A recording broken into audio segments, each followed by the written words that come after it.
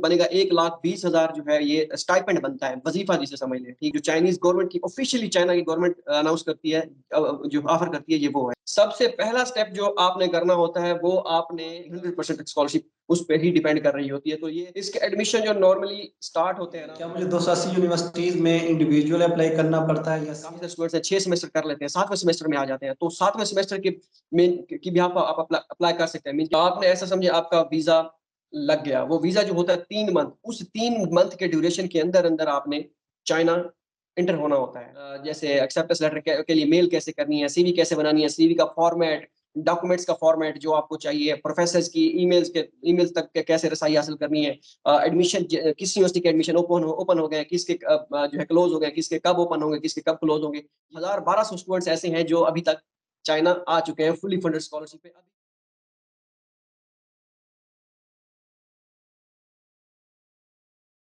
अस्सलाम वालेकुम नाजरीन, उम्मीद है आप सब खैरियत से होंगे। मैं हूं काशिफ गशकोरी।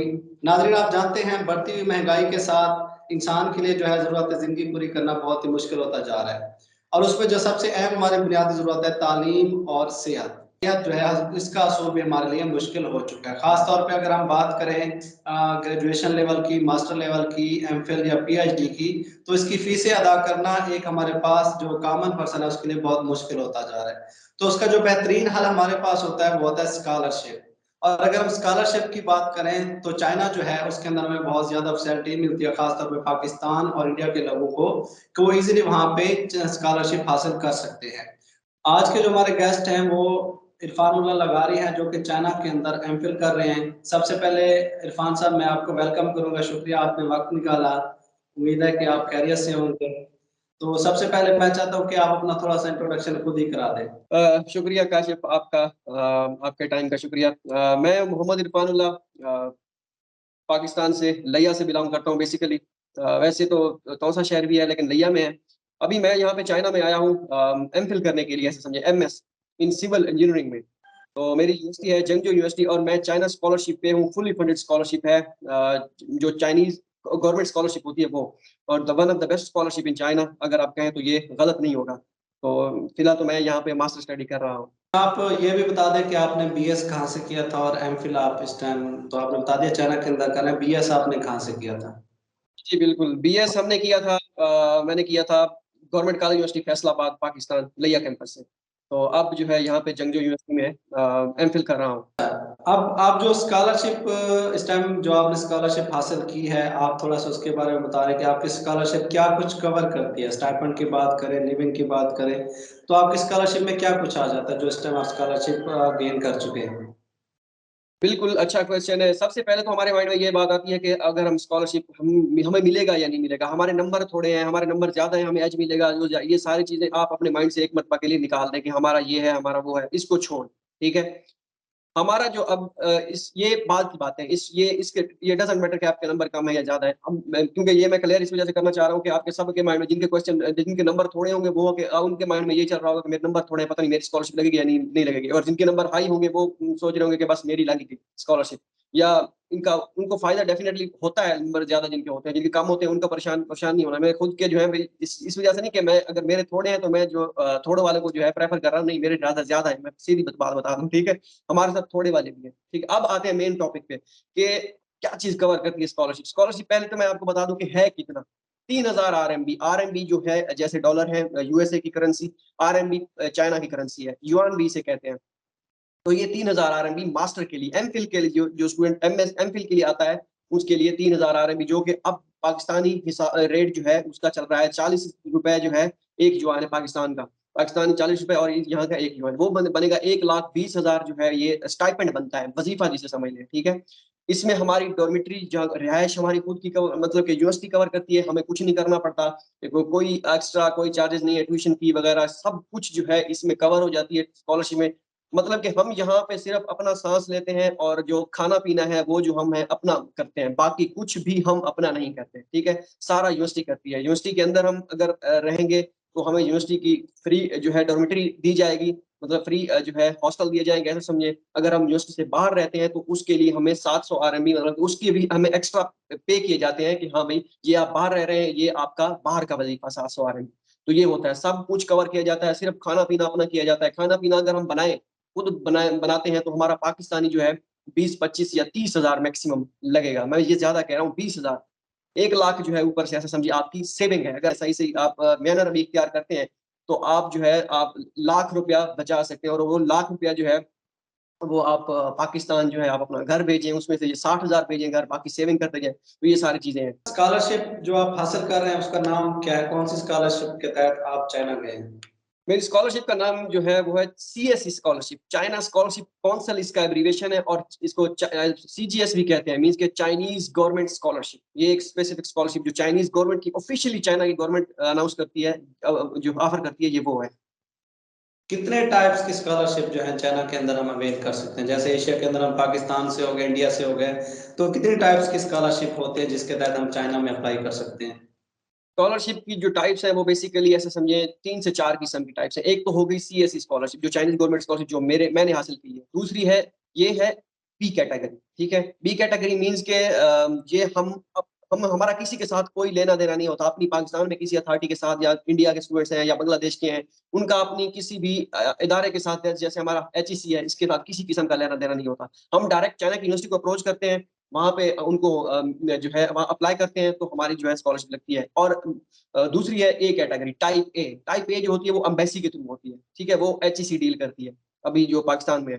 तो ये 2 टाइप होगी, तीसरी होगी यूनिवर्सिटी स्कॉलरशिप मीन्स के जो हर यूनिवर्सिटीज़ हैं चाइना में वो जो है हर यूनिवर्सिटी कुछ न कुछ स्कॉलरशिप ऑफर करती रहती है, वो भी है और चौथी है शंघाई गवर्नमेंट स्कॉलरशिप मीन्स के जैसे पाकिस्तान में अगर पंजाब की गवर्नमेंट स्कॉलरशिप ऑफर करती है, इसी तरह शंघाई जो उनका है, वो शंघाई गवर्नमेंट स्कॉलरशिप ऑफर करते हैं। इसी तरह आंसू स्कॉलरशिप एक है वो भी पीएचडी के लिए ज़बरदस्त स्कॉलरशिप है, मास्टर वालों के लिए भी, वो भी सीएसई के इक्वल है। तो ये 4-5 किस्म की स्कॉलरशिप है और जो है छठी है, वो है प्रोविंशियल स्कॉलरशिप मीन्स के सूबे भी हर सूबा अपनी-अपनी स्कॉलरशिप भी अनाउंस करता रहता है। तो ये 6 किस्म की स्कॉलरशिप्स हैं जो मुख्तलिफ स्टूडेंट्स अवेल कर सकते हैं, अप्लाई कर सकते हैं इनके लिए। एज़ ए फॉरेन आपने जितनी भी टाइप्स बताई हैं, इसमें से सबसे ईज़ी अप्लाई करना जिसमें स्कॉलरशिप गेन करने के चांसेस ज़्यादा हो, कौन-सी हैं? और आया इनका जो स्टाइपेंड है वो डिफरेंट होता है या सेम होता है? सबसे ईज़ी अगर मैं कहूँ तो मेरे लिए तो सबसे ईज़ी है क्योंकि मैं एक्सपीरियंस अब इतना हो चुका है। अगर सब वैसे देखा जाए सीएसई स्कॉलरशिप ईज़ी स्कॉलरशिप है। उसका सीएसई का फॉर्म होता है, उसके बाद यूनिवर्सिटी का फॉर्म होता है, वो फिल करना होता है। इसी तरह शंघाई का अपना मतलब हर एक तरीका का ये सीएसई अब ज़्यादा नॉमिनेट हो चुकी है, हर किसी को पता भी लग चुका है ज़्यादातर किसको अप्लाई करना जो है इसका इसमें ईज़ी है और स्टाइपेंड जो है वो सीएसई का तो स्टैंडर्ड है। 3000 आरएमबी मास्टर के लिए, पीएचडी के लिए 3500 आरएमबी, ठीक है? और बाकी जो यूनिवर्सिटी स्कॉलरशिप है वो वेरी करती है। किसी का 1500 आरएमबी हो सकता है, किसी का 2000 हो सकता है, किसी का 2500 हो सकता है, किसी का 3000 भी हो सकता है, किसी का 1000 हो सकता है। तो ये वेरी करता है। कोई स्पेसिफिक उसका नहीं है, हर यूनिवर्सिटी का अपना है। अच्छा सपोज़ अब ये इन्फॉर्मेशन थी हमने अब सपोज़ आपने सीएसई के थ्रू अप्लाई करना है, तो जो सबसे पहला स्टेप होता है स्कॉलरशिप अप्लाई करने के लिए, अब हम इस प्रोसेस की तरफ जाते हैं। उम्मीद है नाज़रीन ने देख लिया होगा कि स्कॉलरशिप क्या होती है कि मतलब अब हम जाते हैं कि कैसे हमने स्कॉलरशिप को गेन करना है। तो सबसे पहला स्टेप हमने क्या करना है स्कॉलरशिप को हासिल करने के लिए चाइना के अंदर? सबसे पहला स्टेप जो आपने करना होता है वो आपने सीवी बनानी होती है, स्ट्रॉन्ग सीवी आपने तैयार करनी होती है, ठीक है? सीवी जब आप बना लेते हैं अपनी, उसके बाद आप यूनिवर्सिटी के जो जिस यूनिवर्सिटी में आप अप्लाई करना चाहते हैं, उस यूनिवर्सिटी की प्रोफ़ेसर जो है उनको ईमेल्स करेंगे, ठीक है? उस प्रोफ़ेसर को ईमेल करेंगे, मेल में आप लिखेंगे कि मैं आपके यहाँ पढ़ना चाहता हूँ और आपकी यूनिवर्सिटी में पढ़ना चाहता हूँ, आपके सुपरविज़न के अंडर पढ़ना चाहता हूँ, मुझे जो एक्सेप्टेंस लेटर है, ठीक है? मीन्स कि सीवी बन गई, सीवी के बाद आपने एक्सेप्टेंस लेटर के लिए प्रोफ़ेसर्स को मेल्स करनी है। प्रोफ़ेसर्स को मेल्स करने के लिए जो है आप उनको सीवी अटैच करके उनको मेल करेंगे, जब मेल उनको करेंगे एक्सेप्टेंस लेटर आपको फिर वो दे देंगे, ठीक है? तो ये पहला तरीकाकार है और दूसरा एक्सेप्टेंस। सीवी के अंदर आपने बताया सीवी जिस तरह जनरल हमारी सीवी होती है वैसे ही होगी। एक्सेप्टेंस लेटर के अंदर हमारे पास क्या कुछ होता है, उसका फॉर्मेट क्या होता है? एक्सेप्टेंस लेटर बस ये है कि आप जब उसको प्रोफ़ेसर को सीवी सेंड करते हैं, ठीक है? वो देखता है कि अच्छा ये बच्चा जो है इसकी सीवी अच्छी सीवी है इसमें कैपेबिलिटी है कि ये जो है यहाँ पे आके काम करेगा। तो वो फिर आपको एक लेटर बना बना के देते हैं एक्सेप्टेंस लेटर। तो उसके लिए ये होता है कि जब आप बस वो लिखा होता है कि मैं इस स्टूडेंट को एक्सेप्ट करता हूँ, इसको जो है मैं अपनी जो है रिसर्च टीम के अंदर शामिल करूँगा, जब इसे स्कॉलरशिप मिल जाएगी तो मैं इसको जो है ये टीम में शामिल होगा, मतलब मैं इसकी सुपरविज़न करूँगा। तो वो जो एक्सेप्टेंस लेटर होता है उससे आपके चांस जो है ऐसे समझें 50% बढ़ जाते हैं स्कॉलरशिप के लिए। सम टाइम जो है वो एक्सेप्टेंस लेटर ही आपकी स्कॉलरशिप का जो है ज़रिया बनता है, वो आपकी 100% स्कॉलरशिप उस पे ही डिपेंड कर रही होती है। तो ये लाज़मी भी है, ऐसा समझिए लाज़मी नहीं भी है। तो ये डिपेंड करता है प्रोफ़ेसर पे और यूनिवर्सिटी पे। तो बस यही होता है इसमें एक्सेप्टेंस लेटर। मैंने सपोज़ सीवी बना लिया, लेटर वो सीवी जो है मैंने मेल कर दी प्रोफ़ेसर को, ठीक है? अगर वो रिस्पॉन्स नहीं करता, तो उसका क्या तरीक़ाकार होता है? यानी वो ईमेल का रिस्पॉन्स नहीं करते या एक्सेप्टेंस लेटर रिजेक्ट कर देते हैं, तो नेक्स्ट मेरे पास क्या प्रोसेस होगा? यानी एक्सेप्टेंस लेटर बिल्कुल लाज़मी है या नहीं है, इसके बगैर भी गुज़ारा चल जाता है, या एक्सेप्टेंस लेटर जो हमारे पास है, वो एक एज होता है या नहीं होता?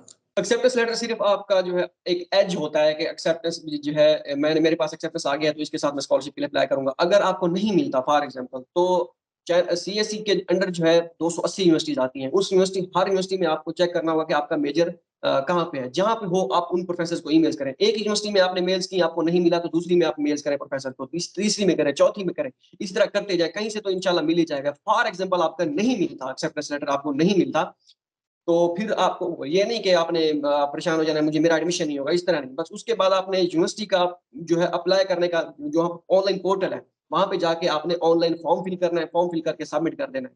तो बस फिर आपने मेल रोज़ाना चेक करते रहना है, बल्कि हो सकता है आपका एडमिशन हो जाए। तो बस यही होता है, कोई इसके अलावा और कुछ नहीं। अब यूनिवर्सिटीज़ किस तरह मैंने सर्च करनी है, कितनी यूनिवर्सिटीज़ में एडमिशन आते हैं या कितनी यूनिवर्सिटीज़ के अंदर मैं अप्लाई कर सकता हूँ? और दूसरा मैंने उसके अंदर प्रोफ़ेसर्स को ईमेल या उनके कॉन्टैक्ट जो नंबर होगा, सॉरी ईमेल होगी, वो मैं किस तरह सर्च आउट करूँगा?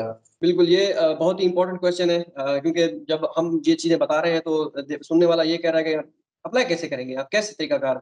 इसके लिए हमने हमारी वेबसाइट है cscguideofficial.com वहाँ पे हमने निचोड़ निकाला हुआ है कि ये इतने ये यूनिवर्सिटीज़ हैं, यहाँ पे क्लिक करो, उसके डायरेक्ट जो है उसके डिपार्टमेंट आ जाते हैं, civil engineering, mechanical, computer science जितने भी हैं।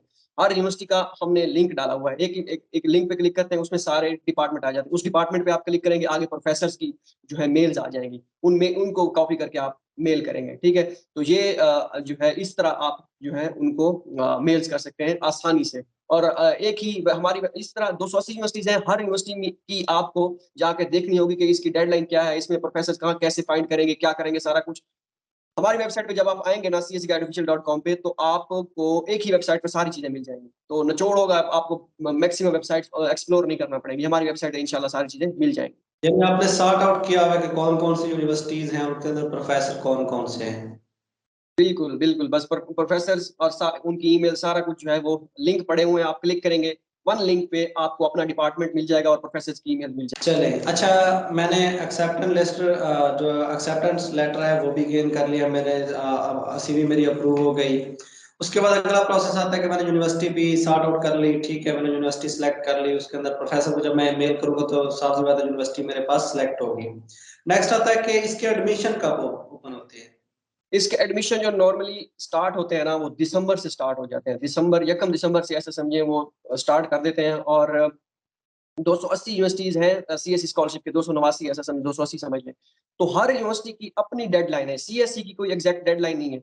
ये जाते हैं अगर दिसंबर से स्टार्ट होते हैं, एक यूनिवर्सिटी ने दिसंबर से एडमिशन स्टार्ट कर दी है, उसकी डेडलाइन 15 जनवरी भी हो सकती है, 20 जनवरी भी हो सकती है। इसी तरह दूसरी जो है 15 दिसंबर को स्टार्ट करेगी 20 फरवरी तक जाएगी। इस तरह वेरी करते रहते हैं। मीन्स के अगर एवरेज देखा जाए तो 15 दिसंबर से लेके अभी 20 फरवरी तक या 30 मार्च तक जैसे कोविड से पहले जो था वो नॉर्मल सिचुएशन 30 मार्च तक चल रही थी। अभी इस सीज़न में 2023 में जो है इस ईयर में अब मैक्सिमम यूनिवर्सिटीज़ की 15 फ़ेब तक है। मीन्स कि आपके पास 2 से 3 महीने होते हैं ये क्रूशियल इसमें आप जो है आपने अप्लाई करना होता है। अच्छा यानी आप कह रहे हैं कि साल में 1 दफ़ा एडमिशन ओपन होते हैं, ये तकरीबन दिसंबर से लेकर मार्च तक।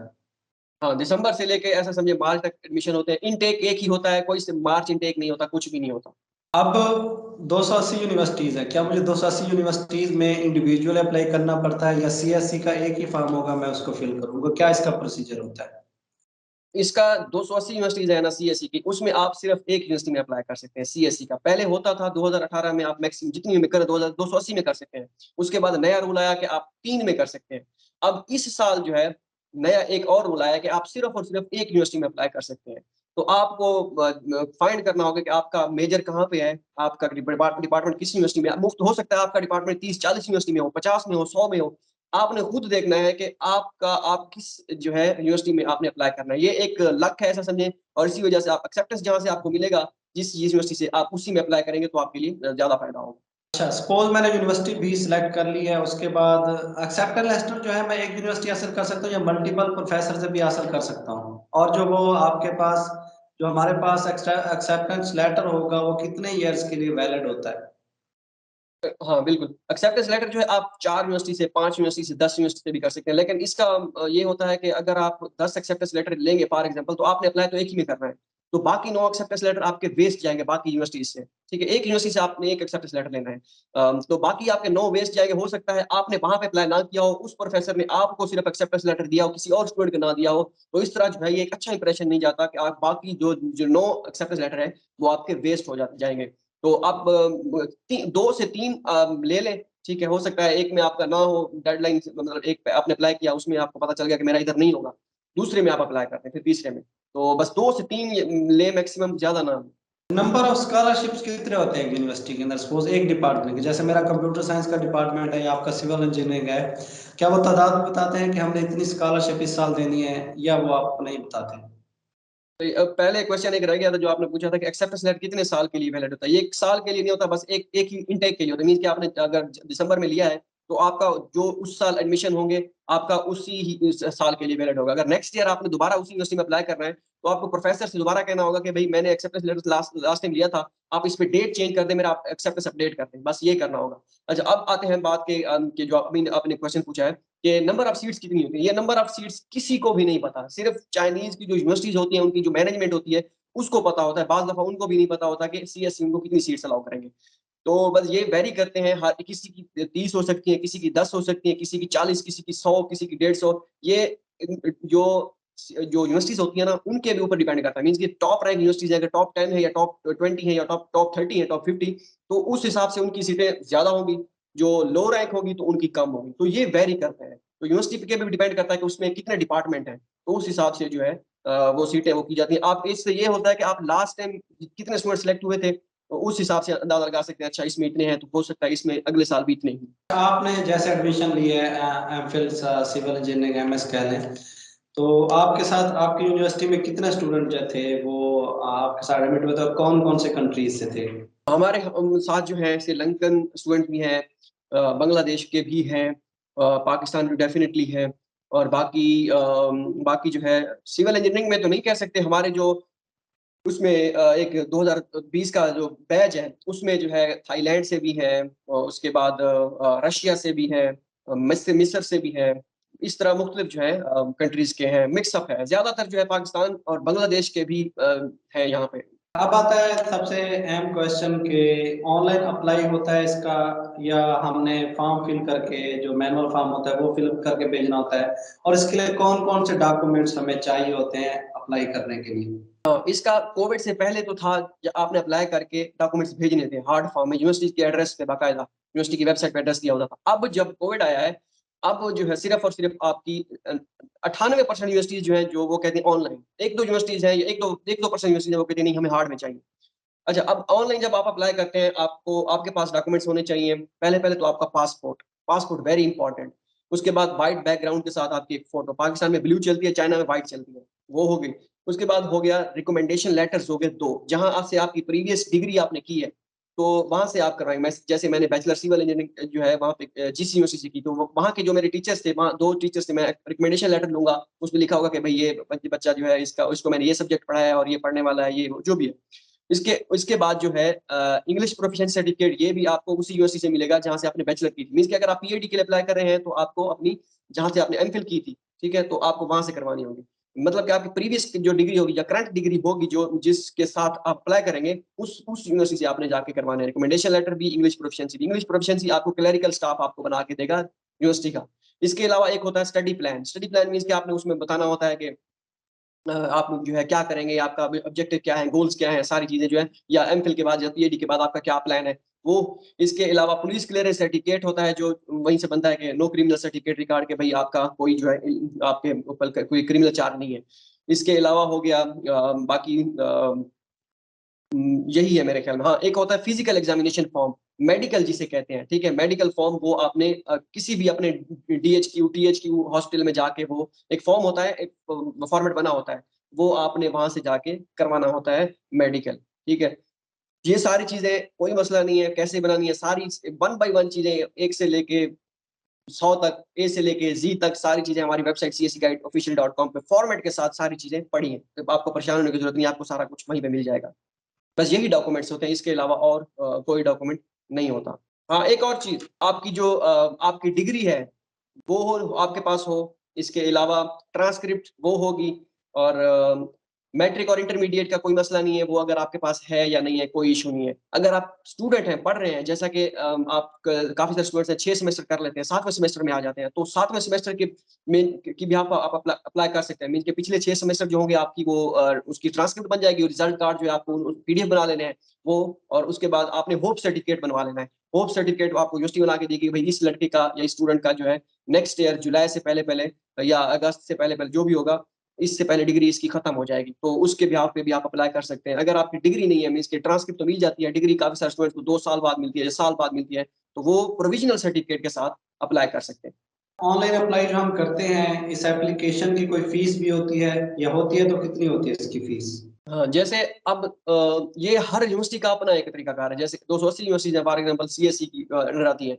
इसमें कुछ काफ़ी सारी यूनिवर्सिटीज़ हैं, ऐसे समझिए 100 150 यूनिवर्सिटीज़ ऐसी होंगी, उसकी एप्लीकेशन फीस नहीं है, सिर्फ़ फॉर्म फिल करना है, उसके बाद आपने वेट करना है।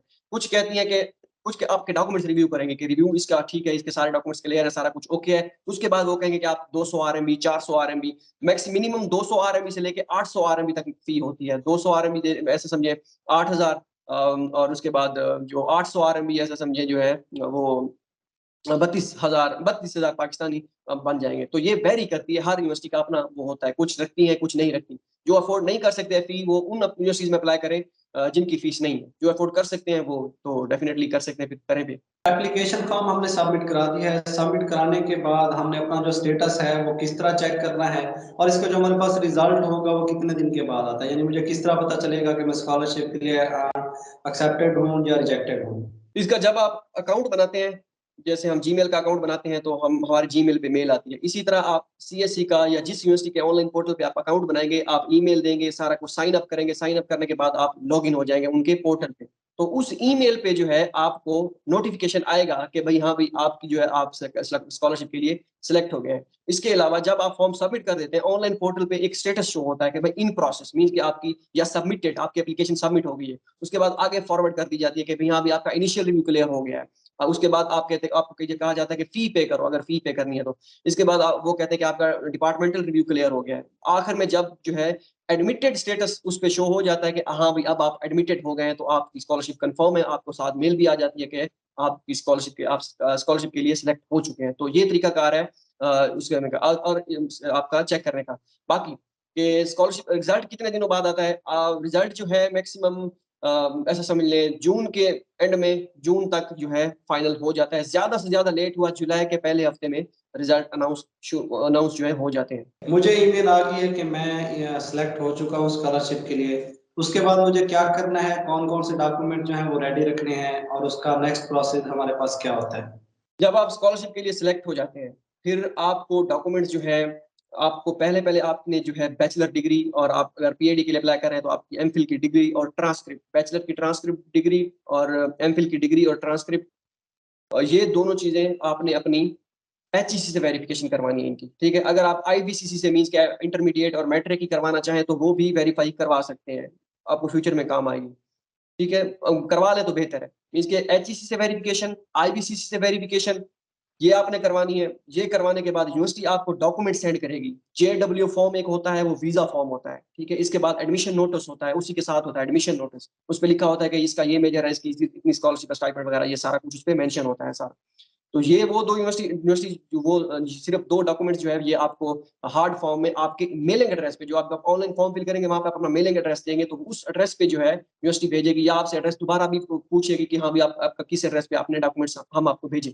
तो वो जेडब्ल्यू एडमिशन नोटिस, आपके एजुकेशनल डॉक्यूमेंट एचईसी से, आईबीसी से वेरिफाइड होने चाहिए और इसके बाद ये जो डॉक्यूमेंट्स हैं, एजुकेशनल डॉक्यूमेंट्स बैचलर की, इंटर की और इसके अलावा पुलिस क्लियरेंस सर्टिफिकेट, भी होगा, साथ आपने बनवाना होगा। पहले वाला जो आपने बनवाया होगा वो एक्सपायर हो चुका होगा, 6 महीने के लिए वैलिड होता है जब आपने अप्लाई किया होगा। उसके बाद दोबारा आपने न्यू बनवाना होगा, वो भी। ये सारी चीज़ें आपने मिनिस्ट्री ऑफ फॉरेन अफेयर्स से वेरीफाई करवानी है। मिनिस्ट्री ऑफ फॉरेन अफेयर्स से आप वेरीफाई करवाएँगे आपकी बैचलर की डिग्री, ट्रांसक्रिप्ट, इंटर की डिग्री, सिर्फ डिग्री, सनद जो 2 साल बाद हम उठाते हैं वो वाली, और मैट्रिक की और इंटर की जो है सनद, और पुलिस क्लियरेंस सर्टिफिकेट, ये 5 चीज़ें आपने जो है मोफा से, मिनिस्ट्री ऑफ फॉरेन अफेयर्स से वेरीफाई करवानी है। ये वेरीफाई करवाने के बाद आप जो है जाएँगे चाइनीज़ एम्बेसी ने एक थर्ड पार्टी रखी हुई है, जेरी ऑफिस। जेरी ऑफिस जो है वो चाइना का जो है वीज़ा वगैरह वो डील करते हैं। वहाँ पे आपने जेरी ऑफिस का एक ऑनलाइन फॉर्म होता है, वो फॉर्म फिल करके आपने अपॉइंटमेंट लेनी है। जैसे एचईसी की अपॉइंटमेंट लेते हैं आपके मजिस्ट्रेट को आपने वेरिफिकेशन के लिए जाना है। इसी तरह जो है आप उनकी अपॉइंटमेंट लेंगे, वो सारा तरीकाकार हमारी वेबसाइट पे, हमारे यूट्यूब चैनल पे है, बड़ा टेंशन नहीं लेनी।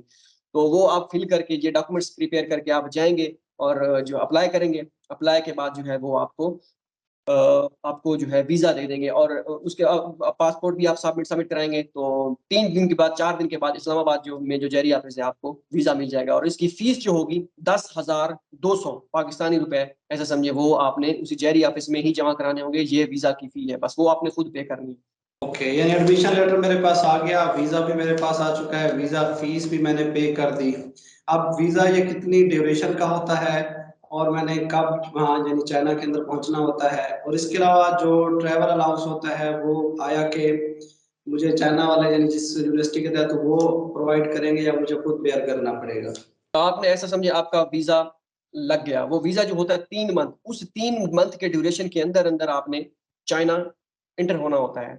जैसे हमारा वीज़ा हमने अप्लाई किया था, हमें मिला था 10 जनवरी को, 10 जनवरी 2021 को, ठीक है? सॉरी, 10 जनवरी 2023 को। अब 10 जनवरी और से लेके 10 अप्रैल तक, ये 3 महीने थे हमारे चाइना हमें इंटर होने के। हम इस ड्यूरेशन में चाइना इंटर हम हो सकते थे, और हमें होना ही था। तो हम आ गए थे 21 फ़ेब को, ठीक है? तो ये आ गया। तो इसके बाद आपने ट्रैवल जो है, जो एक्सपेंसेस होते हैं, जो टिकट एयर फेयर होती है, वो आपने खुद करनी होती है। वो स्टूडेंट ने खुद करनी होती है, सीएसई या कोई भी जो है आपको नहीं देता। हाँ, चाइना की एक स्कॉलरशिप, आंसू स्कॉलरशिप है, वो पीएचडी वालों को जो है, या मास्टर वालों का भी मुझे कन्फर्म नहीं है, लेकिन पीएचडी वालों को एयर फेयर वो रिटर्न कर देते हैं। तो वो एक अलग एक सिनेरियो है, बाकी ऐसे समझिए खुद ही करनी होती है टिकट सारा कुछ। अच्छा, आपने अभी ये जो पूरा प्रोसेस बताया है, ये बीएस, एमफिल, पीएचडी के लिए सेम होता है या इसके अंदर कोई चेंजिंग वगैरह होती है? और सबसे ईज़ी जो स्कॉलरशिप है, क्या बीएस के लिए भी ईज़िली स्कॉलरशिप मिल जाती है? बीएस के लिए जो है, जैसे इंटरमीडिएट या डीएई डिप्लोमा जिसे कहते हैं, उसके बाद आप अप्लाई करना चाहें तो हो सकती है, स्कॉलरशिप के लिए अप्लाई हो सकता है, लेकिन वो उसकी जो स्कॉलरशिप होती है वो ज़्यादा से ज़्यादा आपकी ट्यूशन फी कवर करती है, और मैक्सिमम अगर ज़्यादा भी हो जाए तो आपका जो है डॉर्मिटरी आपकी कवर करेगी, बाकी आपको अलाउंस नहीं मिलेगा, कुछ नहीं मिलेगा बैचलर के लिए। अगर आप फुली फंडेड स्कॉलरशिप लेना चाहते हैं बैचलर के लिए, बीएस के लिए ऐसा समझें, तो आपको आपके पास चाइनीज़ लैंग्वेज का सर्टिफिकेट एचएसके होता है, मतलब कि वो आपको प्रिपेयर करके चाइनीज़, ऐसा समझिए चाइनीज़ आपको आनी चाहिए। उसके साथ जो है आप सीएससी के लिए भी एप्लीकेबल है, अप्लाई कर सकते हैं उसके लिए। उसके बाद बाकी स्कॉलरशिप के लिए भी आप अप्लाई कर सकते हैं जहाँ-जहाँ होगी।